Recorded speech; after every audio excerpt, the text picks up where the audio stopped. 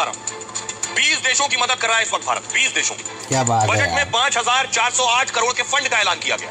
भारत ने सभी पड़ोसी देशों को फंड दे दिया है। अब कौन कौन से देश हैं? सबसे पहले देखिए, यानी अफगानिस्तान को भी 200 करोड़ दिया है। अफगानिस्तान को, क्या बात। पाकिस्तान अफगानिस्तान का भी दोस्त रहे हो, आज दुश्मन है, लेकिन भारत का दिल इतना बड़ा है कि अफगानिस्तान के हालात खराब है तो 200 करोड़ उनको। बांग्लादेश को भी 200 करोड़ का फंड, सोचिए, बांग्लादेश को भी मदद कर रहा भारत। भूटान को भी 2400 करोड़ का फंड दिया है हिंदुस्तान। नेपाल को 550 करोड़ की मदद भारत की तरफ से की गई। तो शहबाज शरीफ को भी की जा सकती थी, लेकिन शहबाज शरीफ को भी पता है कि उनकी मदद भारत क्यों नहीं कर रहा। मालदीव को 400 करोड़ की मदद भारत ने दी। म्यांमार को भी 400 करोड़ की मदद दी, ये भारत के बजट में।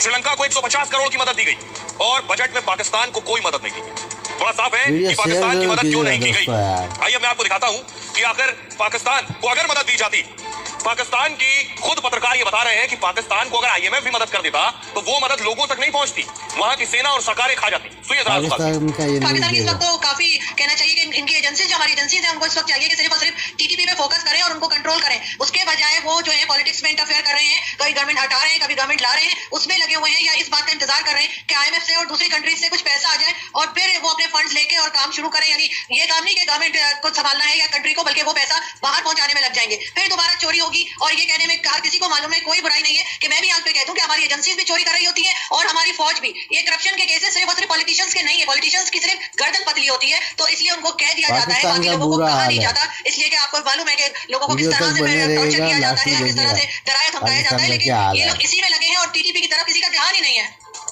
भाई अब मैं आपको बताता हूं, पत्रकार को सुन लिया, अब जरा सोचिए पाकिस्तान के जो रक्षा विशेषज्ञ हैं, एक्सपर्ट है, डिफेंस एक्सपर्ट, वो भी बता रहे हैं भारत जो मदद कर रहा है तुर्की और सीरिया की, उससे आखिर होगा क्या। कमर चीमा को आप देख रहे हैं, वो कह रहे हैं भारत आपदा में कूटनीतिक अवसर देख रहा है, तुर्की को मदद से रुख बदलने की पूरी कोशिश है। प्रधानमंत्री मोदी की स्मार्ट रणनीति का हिस्सा है ये कि भारत तुर्की को भारी मात्रा में मदद भेज रहा है और भारत मुस्लिम वर्ल्ड से नजदीकी बढ़ा रहा है। मुस्लिम देशों को अरब अब कश्मीर में दिलचस्पी नहीं रही है, कश्मीर के मसले को वो भूल चुके हैं। ये इसी को कहते हैं वो नीति जिसे मोदी नीति भी कहते हैं कि बुरे वक्त में जिसके आप काम आएंगे वो कभी आपके खिलाफ खड़ा नहीं होगा।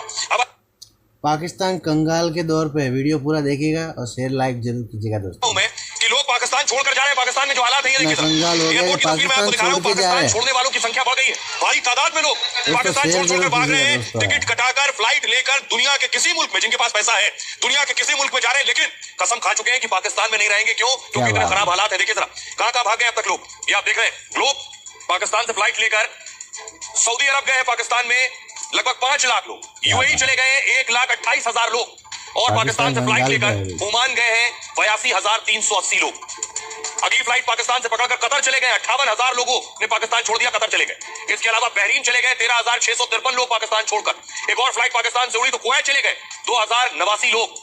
अगली फ्लाइट पाकिस्तान की इराक में लैंड हुई है, 2200 लोग इराक पहुंच चुके हैं, और न सिर्फ इराक बल्कि मलेशिया भी 5,400 लोग चले गए हैं। ये पाकिस्तान के हालात है। एक और फ्लाइट पाकिस्तान से निकली तो चीन भी चले गए लोग, 700 लोग चीन शिफ्ट हो गए हैं। पाकिस्तान में जो हालात है कोई नहीं रहना चाहता। 900 लोग पाकिस्तान छोड़कर जापान चले गए, और जो बचे हुए हैं उनमें से कुछ लोग तुर्की चले गए जहां भूकंप आया है। बेशक भूकंप से पहले गए हो, क्योंकि पाकिस्तान में हालात बद से बदतर हैं। तो 2022 में 8 लाख से ज्यादा लोग पलायन कर चुके हैं। आइए मैं आपको दिखाने जा रहा हूं पाकिस्तान में स्थिति ये है, जो बच गए वो क्या करें, वो लड़ रहे हैं, भूख से लड़ रहे हैं। ये आप देख रहे हैं, पाकिस्तान का हालत आटे के लिए लड़ रहे हैं, क्योंकि सरकार उन्हें कुछ नहीं दे पा रही है। लोग प्रोटेस्ट कर रहे हैं, प्रदर्शन कर रहे हैं, ये आप देख रहे हैं। पाकिस्तान में अभियान दीजिए, पाकिस्तान में प्रोटेस्ट की तस्वीरें आप देख रहे हैं, क्योंकि लोगों में गुस्सा है कि सरकार उनकी कुछ नहीं कर रही है। अब आकर क्या होगा ये आपको बताता हूं। सोचिए जरा पाकिस्तान की जो स्थिति है, इस हालात में होना क्या है पाकिस्तान में। देखिए जरा, आईएमएफ से डील ना होने से पाकिस्तान को हुआ है बहुत नुकसान। मई महीने में पाक को कर्ज चुकाना है, और कर्ज नहीं चुकाने पर डिफॉल्ट लिस्ट में पाकिस्तान आ जाएगा। कंगाली का दौर पाकिस्तान में शुरू हो जाएगा। उसके बाद 2 से 3 हफ्ते में पाकिस्तान कंगाल हो जाएगा। विदेशी मुद्रा भंडार पर खराब असर पड़ेगा। पाकिस्तान के पास सिर्फ $3 अरब बचा है। आईएमएफ के लोन ना देने से दूसरे देश भी मदद नहीं करेंगे पाकिस्तान की। चीन, सऊदी अरब ने पहले ही मदद से साफ इनकार कर दिया, और तुर्की ने शहबाज को अपने यहां आने से रोक दिया। पाकिस्तान की इकोनॉमी और बदतर हो जाएगी। आपको बताऊं, पाकिस्तान में लोग खाने को तरस रहे हैं, इस वक्त हालत ये है, और कई शहर बिजली की मार झेल रहे हैं। पाकिस्तान में कराची, लाहौर, इस्लामाबाद में लाइट नहीं आ रही। पाकिस्तान से विदेशी कंपनियां बाहर निकल जाएंगी। ऐसी स्थिति में पाकिस्तान में कई कंपनियां बंद हो चुकी हैं, कई बंद हो सकती हैं। कंपनियों में बड़े पैमाने पर छटनी भी हो सकती है अगर यही हालात रहे, यानी बेरोजगारी होगी। पाकिस्तान में महंगाई दोगुनी तक बढ़ सकती है। पाकिस्तान में कालाबाजारी और जमाखोरी भी बढ़ जाएगी। इन परिस्थितियों में बिजली की कीमतों में भी इजाफा होना तय है। सरकारी कर्मचारियों के वेतन में भी कटौती होगी। बहुत से लोगों को अभी तक वेतन नहीं मिला। ये है पाकिस्तान का हाल।